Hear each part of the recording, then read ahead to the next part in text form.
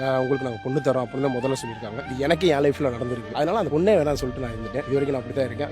எப்போ ஓகே சொல்றாங்களோ பரவாயில்ல, அதை அனுசரிச்சு இருக்கக்கூடிய ஒய்ஃப் இருந்தா கண்டிப்பா மேரேஜ் பண்ணிக்கலாம். பொண்ணு பார்க்க போன இடத்துல என்ன சொன்னாங்க? அவங்க முதல்ல கேட்ட கேள்வி என்ன அப்படின்னா, இந்த தொழில ஃபர்ஸ்ட் விடு, அதை நான் உங்களை கூட நான் பாத்துக்கிறேன், ஆனா இந்த தொழில விட்டுருங்க அப்படிங்கிற மட்டும் தான் சொன்னாங்க. ஸோ அதனால அது எனக்கு செட் ஆகல, அதனால வேணாம்னு சொல்லிட்டாங்க. கல்யாணம் ஆகிறத விட இந்த தொழில் தான் உங்களுக்கு பிடிக்கும். கண்டிப்பா எனக்கு ரொம்ப நான் படிக்கிற காலகட்டத்தில், காலேஜ் ஸ்கூல் படிக்கிற காலகட்டத்தில் எனக்கு உதவுனது பெருசா உதவுன்னு இருந்தேன். ஏன்னா காலேஜ் படிக்கிறப்ப முழுக்க நான் இந்த தொழில் நைட்டு ப்ரோக்ராம் பண்ணிட்டு காலைல காலேஜ் நான் போயிட்டு மதியம் திரும்ப நைட் அன்னைக்கு ஃபங்க்ஷன் போனேன். அந்த காசை வச்சு தான் நான் அதில் படிச்சு இப்போ பிஏ முடிச்சிருக்கேன். அப்படிங்களா?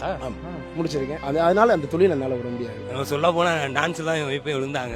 ஒரு இடத்துல ஆட போய் லவ்ல ஆயிடுச்சா? அதான் ஓகே. அப்படிலாம் இருந்தவங்க இப்ப ஒரு முன்னாடி வர பொண்ணோட ஆடுறப்ப அது வந்து யாரா இருந்தாலும் அது இருக்கதான் செய்யும். இப்போ நீங்க சொன்னீங்கல்ல இந்த கல்யாண விஷயங்கள்ல என்னென்ன சிக்கல்கள்லாம் வருது? நான் என்ன சொன்னா, கல்யாணம் பண்றதுக்கு முன்னாடி எப்படின்னா டான்ஸ் ஃபீல்டு தான் சார் ரொம்ப லவ்